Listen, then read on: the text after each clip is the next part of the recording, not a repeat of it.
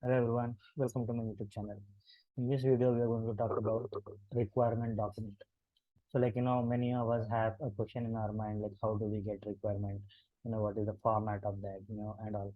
So today, I'm going to show you the three types, probably the three types of documentation that we might have, in getting the requirement. So, without wasting much time, let us get started. So first and the most easiest way is a document with all the description that is included in it, like you can see on the screen. So this is the one probability of having a document like. So here you can see the name of the project, what is the problem statement, and how many dashboards the client is asking us to do. So if you see, there are three dashboard: dashboard 1, dashboard 2, and dashboard 3. So this will be your name of the dashboard. Okay, adverse events across multiple parameters like that, and what is the data set that we need to use, that is also given. So in cases you are using tables, all that information will also be provided here. And now when I scroll down here, they have also provided, like, for dashboard 1, what all we need to create, what are the different charts we need to create. You see a chart that shows the total events occurred across countries. So this is one question that is thrown at you. We need to answer this question. And then we need a histogram chart that shows the event distribution by age groups. So in a simple format, what all the client wants is written here. And based on your understanding, either you can directly start working on it, or you can interact with the client and get confirmation, like this is what is expected and all. So once you get confirmation, then you can after you make some progress on the dashboard, maybe you can have a review with the clients, and that is how we make progress in the real time. Okay, so step one, what we need to do as soon as we get the requirement document is go through the requirement document. So I'm writing it as the. Okay, and then if at all you have any questions, we need to reach out to client for clarifications. So this is one of the important steps.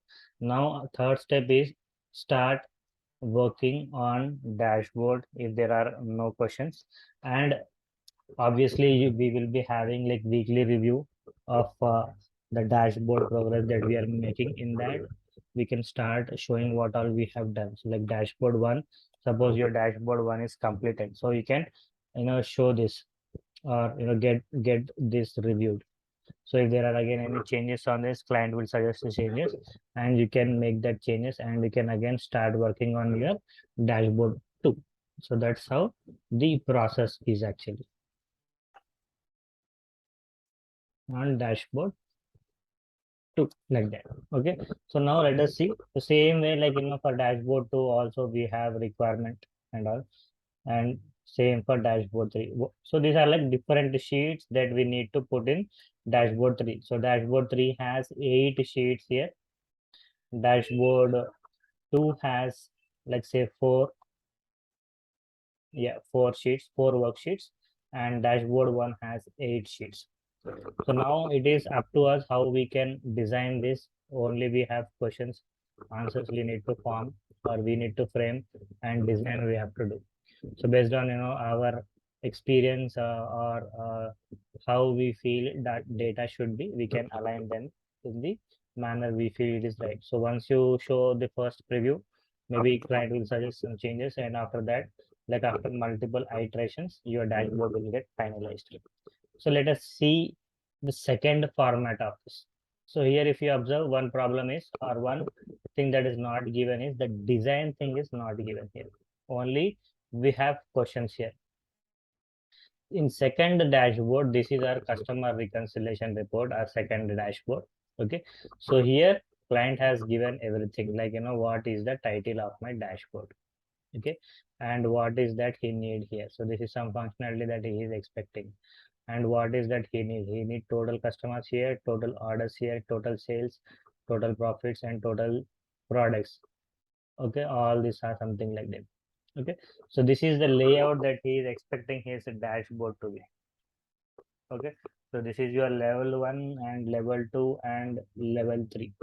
Okay, so this is kind of a drill down dashboard. So this is your second type of format where client has given the information about the visualization as well as the tables or what the title names, everything is clearly mentioned here. So this is the most easy case because you have something to refer to, and you can, again, if you have any doubts, you can definitely go and get that validated again. Now, once you do that, client will validate against this.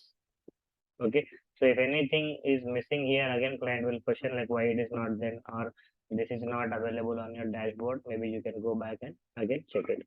So this is your type 2 of dashboard. Let us see third format of requirement document. So this is like a PPT again. So here again we have a specific chart type is also given. Like again sales performance dashboard is there. Okay. So this is clearly given. Okay. So filters, what are the expected filters he has given here? So we need to have filter on region, ASM name, item name. So here one chart type is expected, channel wise sales. Again, what is the type of chart here? You see comment down if you know what is this chart type here, and then top 10 sales by item. Again we have a parameter here, so by default it is 10, but we should have option to change it. Top 10 sales by item, top 10 sales executive, all that information we have here. So this is your another type of dashboard that we can have in real time. Apart from this, there can also be ad hoc reports or only a specific requirement, like only data set will be given to you, and what all they want, they can try to tell you. That is what can be the other type of dashboard. Okay. So I hope you find this video useful. If you find it, please do like, share, and subscribe. Thank you. Have a good day. Bye bye.